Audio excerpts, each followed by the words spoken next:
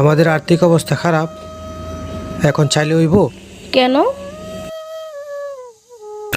কেন আমার এখন তো ব্যবসা বাণিজ্যের অবস্থা ভালো না, এখন আমি এটাতে একমত না।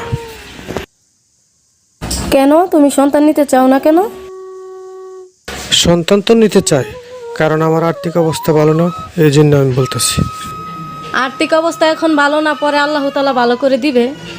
ঠিক আছে, দিবে, তাহলে ওই সময় আমরা চিন্তা ভাবনা করব। তুমি সন্তান নিতে চাও না, না? সন্তান তো আমি নিতে চাই, কথাটা বুঝছো? তোমাকে আমি বুঝাই বলতেছি যে এখনের অবস্থাটা বেশি ভালো নয়, কিছুদিন পরে আমাদের সমস্যা সমাধান হয়ে যাবে, তখন আমি চিন্তা ভাবনা করব।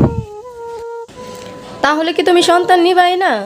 আমি তো বলছি এখন না, তুমি অযথ বাড়াবাড়ি করতেছো কেন?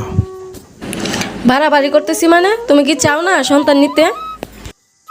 আমি চাই, এখন তো বলছি এখন আমার সমস্যা, পরে নেব। আচ্ছা ঠিক আছে, তার মানে তুমি চাইতেছো না সন্তান নিতে? আরে বলছি তো নিমু, এখন না, পরে নিমু, তুমি বাড়াবাড়ি করতেছো।